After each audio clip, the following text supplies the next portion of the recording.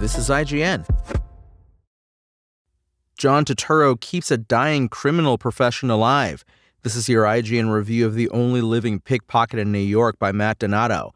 In The Only Living Pickpocket in New York, writer and director Noah Segan yearns for a bygone Big Apple. The film, set in modern times, is a jazzy, sentimental ode to the New York City of yesteryear. It's sappy and starry-eyed, but also tenderly humorous in bursts. At other times, the story becomes a sad glimpse into the lost art of pickpocketing. Not that the production advocates for thievery, but Segan uses a slick, aging swindler to reminisce about an American hub that's been digitized by tech magnates and overrun with nepotism babies. John Turturro is magnificent as Harry, an old-school pickpocket who's keeping the outdated art form alive. He has to. It's the only way he can caretake for his non-responsive invalid wife, Rosie, played by Karina Arayave. One night, he swipes a wallet and gym bag from an especially prickish dude bro using only a penny. What he finds is a gun, wads of cash, and a doohickey that plugs into a computer. Harry trashes the gun and sells the credit card-looking object with a USB plug, which turns out to be very, very important. Soon enough, thugs come looking for the revealed crypto key. Either Harry retrieves the stolen item or he's facing harsh consequences. Segan's maturation as a filmmaker from blood relatives to The Only Living Pickpocket in New York is like the difference between Staten Island and Manhattan.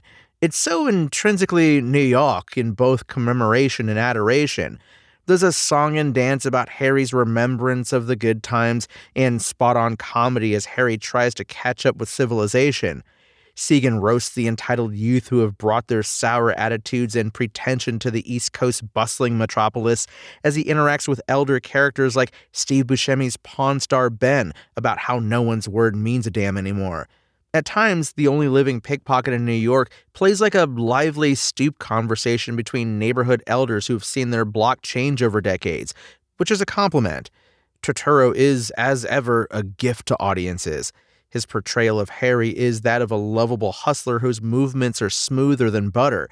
He's a man of the people, whether jawing about the golden days of pickpocketing with Detective Warren, played by Giancarlo Esposito, like retirement home buddies, or treating Rosie like a princess, carrying her up staircases, reading her corny romance novels.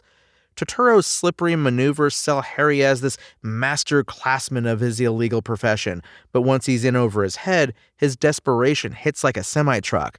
Is there any actor more charming, too suave, and yet vulnerable once the deck is stacked against him? If you need one more reason to classify Turturro as a multi-generational talent, it's The Only Living Pickpocket in New York. As for the pickpocketry, Segan treats Harry's lifestyle like a dying art. Either you adapt or you fade away. Scores have dwindled because no one carries cash anymore, just trackable cards and smartphone wallets. Harry's execution is flawless, snatching wallets like he's invisible, wearing overcoats with tactical pockets to ensure the shortest path from removal to hiding spot. There's something romantic about the way Harry scoffs at the cyber thieves of younger generations. Victoria Morales' whippersnapper Eve roasts the fogey right back, but mentors up-and-comers who need guidance. Weirdly enough, the death of pickpockets in New York signals this changing of the times, which Segan treats with a warm reverence. Segan and his team succeed in authentically recreating the nooks and crannies of New York City. Cinematographer Sam Levy squeezes the camera into the confined spaces of corner pawn shops, barren vape bodegas, and humble Bronx apartments while still capturing the city's grandness. Composer Gary Leonelli honors the jazz-esque tempo with which Harry operates by delivering a bouncy, fleet-of-foot score. Impressively, Segan's representation of New York smacks of Woody Allen or Martin Scorsese. The way he navigates the one-of-a-kind sights and sounds evokes nostalgia for my years in Brooklyn, a testament to the connection Segan strikes with the city. The Only Living Pickpocket in New York is a tremendous sophomore feature from Mr. Segan, who's just as charming as a filmmaker as he is an actor. There's a twinkly, winky nature about his ode to professions being left in the dust by contemporary society, even the underbelly ones.